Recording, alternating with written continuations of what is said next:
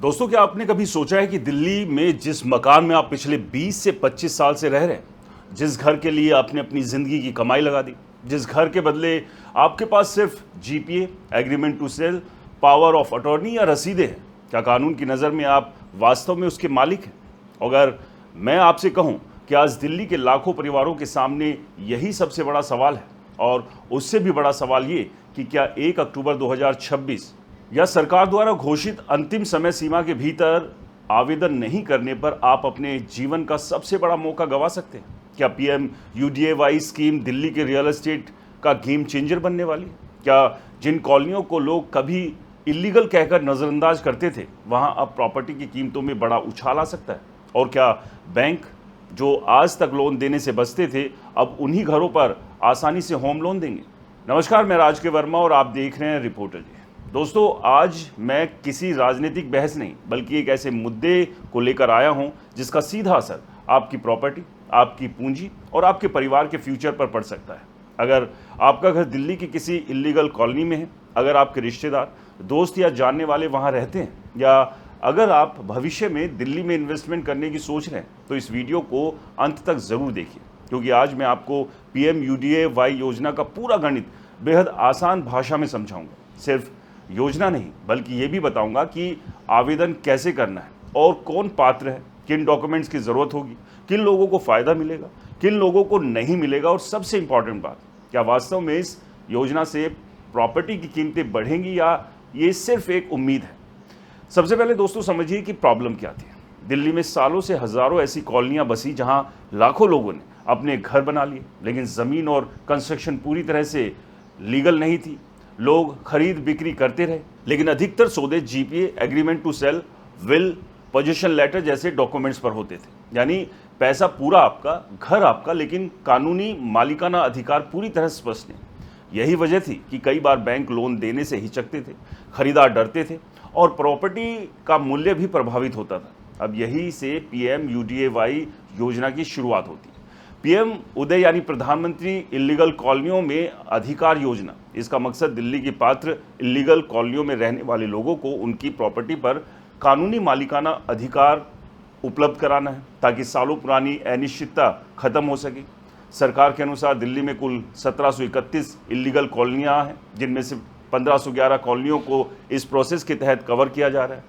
दोस्तों, अनुमान है कि करीब 10 लाख लोगों को इसका डायरेक्ट लाभ मिल सकता है। सोचिए, ये सिर्फ एक योजना नहीं बल्कि दिल्ली के रियल एस्टेट इतिहास की सबसे बड़ी नियमितीकरण प्रोसेस में से एक हो सकती है। अब सवाल आता है कि इससे फ़ायदा क्या होगा। मान लीजिए आपके पास उत्तम नगर, संगम विहार, बुराड़ी, करावल नगर, छतरपुर एक्सटेंशन, नजफगढ़ या किसी दूसरी पात्र कॉलोनी में 80 गज का मकान है। अभी तक आपके पास सिर्फ जीपीए और एग्रीमेंट टू सेल था। जब वही प्रॉपर्टी नियमित डॉक्यूमेंट्स के साथ कानूनी रूप से मान्य हो जाएगी, तो सबसे पहले खरीदार का भरोसा बढ़ेगा। दूसरा, बैंक फाइनेंस मिलने की संभावना मजबूत होगी। तीसरा, फ्यूचर में प्रॉपर्टी बेचने का प्रोसेस अपेक्षाकृत आसान हो जाएगा। चौथा, उत्तराधिकार और पारिवारिक डिस्प्यूट में डॉक्यूमेंट्स अधिक मजबूत आधार बन सकते हैं। अब यहाँ मैं एक रियल एस्टेट एक्सपर्ट के रूप में अपनी राय भी रखना चाहूँगा। बहुत से लोग सोचते हैं कि जैसे ही रजिस्ट्री मिलेगी, अगले दिन उनकी प्रॉपर्टी की कीमत दोगुनी हो जाएगी। ऐसा ज़रूरी नहीं है। प्रॉपर्टी की कीमत सिर्फ रजिस्ट्री तय नहीं करती। कीमत पर लोकेशन, सड़क, मेट्रो कनेक्टिविटी, पानी, बिजली, सिविल, स्कूल, अस्पताल, बाजार, रोजगार और फ्यूचर के इंफ्रास्ट्रक्चर का भी बड़ा असर पड़ता है। लेकिन हाँ, जहाँ पहले खरीदार सिर्फ डॉक्यूमेंट्स की कमजोरी के कारण इन्वेस्टमेंट करने से डरता था, वहाँ कानूनी स्पष्टता आने से मांग बढ़ सकती है। मांग बढ़ेगी तो लंबे समय में कीमतों को भी सहारा मिल सकता है। एक उदाहरण से समझिए, अगर किसी इलाके में पहले 100 खरीदारों में से केवल 30 लोग डॉक्यूमेंट्स की वजह से खरीदने को तैयार होते थे और नियमितीकरण के बाद वही संख्या 60 या 70 हो जाए, तो स्वाभाविक रूप से बाजार मजबूत होगा। यही वजह है कि कई एक्सपर्ट्स मानते हैं कि अच्छी लोकेशन वाली पात्र कॉलोनियों में इस योजना का पॉजिटिव असर दिखाई दे सकता है। लेकिन यहाँ एक चेतावनी भी ज़रूरी है। सिर्फ पीएम उदय का नाम सुनकर किसी भी प्रॉपर्टी में इन्वेस्टमेंट मत कीजिए। सबसे पहले ये जांचिए कि ये कॉलोनियाँ वास्तव में पात्र सूची में है या नहीं। कई लोग गलत जानकारी देकर लोगों को गुमराह कर सकते हैं। अब बात करते हैं आवेदन प्रोसेस की। सबसे पहले आपको एमसीडी के SWAGAM पोर्टल पर जाना होगा। वहाँ अपने रजिस्टर्ड मोबाइल नंबर या पीएम उदय लॉगिन से साइन इन करना होगा।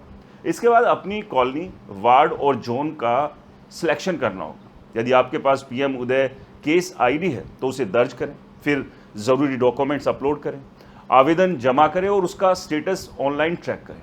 आवेदन मंजूर होने के बाद एमसीडी की ओर से डिजिटल रेगुलाइजेशन सर्टिफिकेट जारी किया जाएगा। इसके बाद संबंधित प्रोसेस के अनुसार कन्वेंस डीड या दूसरे स्वीकृत डॉक्यूमेंट्स प्राप्त किए जा सकते हैं। दोस्तों, अब सवाल आता है कि कौन आवेदन कर सकता है। यदि आपकी प्रॉपर्टी पात्र इलीगल कॉलोनी में है, आप वहां के वास्तविक कब्जाधारी या मालिक हैं और आपके पास खरीद से जुड़े आवश्यक डॉक्यूमेंट्स हैं, जैसे जीपीए, एग्रीमेंट टू सेल, कब्जा प्रमाण, पहचान पत्र और संबंधित प्रॉपर्टी रिकॉर्ड, तो आप पात्र हो सकते हैं।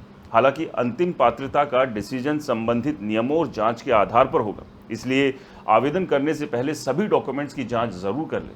दोस्तों, एक और उदाहरण से समझिए।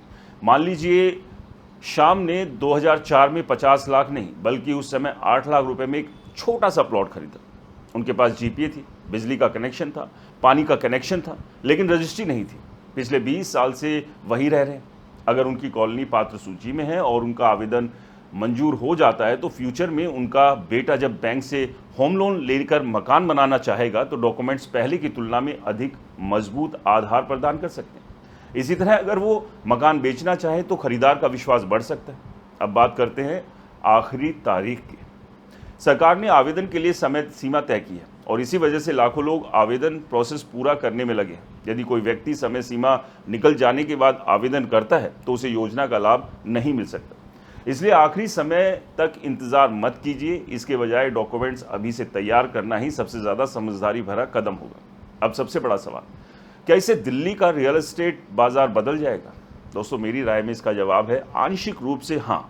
ये योजना पूरे बाजार को रातों रात नहीं बदल देगी, लेकिन जिन इलाकों में डॉक्यूमेंट सबसे बड़ी प्रॉब्लम थे वहां निश्चित रूप से पॉजिटिव असर देखने को मिल सकता है। बैंकिंग पहुंच बढ़ेगी, खरीदारों का विश्वास यानी भरोसा बढ़ेगा, कानूनी डिस्प्यूट कम हो सकते हैं और धीरे धीरे प्रॉपर्टी की वैल्यू भी बेहतर हो सकती है।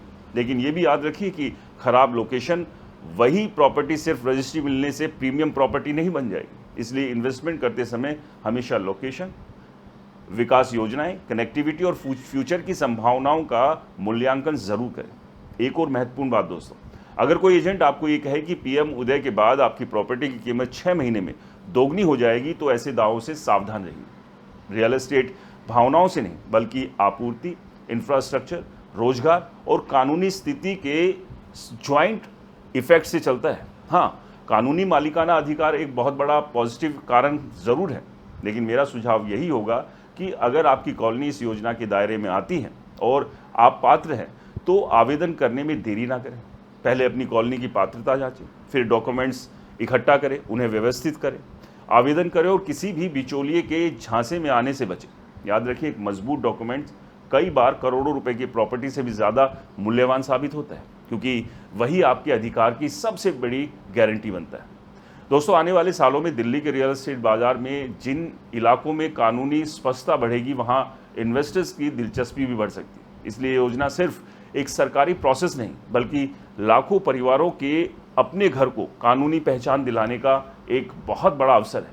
अगर आपका घर भी इस दायरे में आता है तो जानकारी जुटाइए, समय सीमा का ध्यान रखिए और सही प्रोसेस के साथ आवेदन कीजिए, क्योंकि कई बार सही समय पर उठाया गया एक कदम आने वाली पीढ़ियों की संपत्ति को सुरक्षित कर सकता है। दोस्तों, दिल्ली सरकार के इस फैसले पर आपकी क्या राय है और आप दिल्ली की किस इलीगल कॉलोनी में आते हैं? हमें कमेंट्स में ज़रूर बताएं। वीडियो पसंद आया तो इसे लाइक करें, शेयर करें और आपके अपने चैनल रिपोर्टर जी को सब्सक्राइब और फॉलो करना बिल्कुल ना भूलें, क्योंकि यहीं पर आपको मिलती है सही, सटीक और बेबाक रियल एस्टेट से जुड़ी हुई खबरें। फिलहाल मुझे दीजिए इजाज़त। नमस्कार, जय हिंद।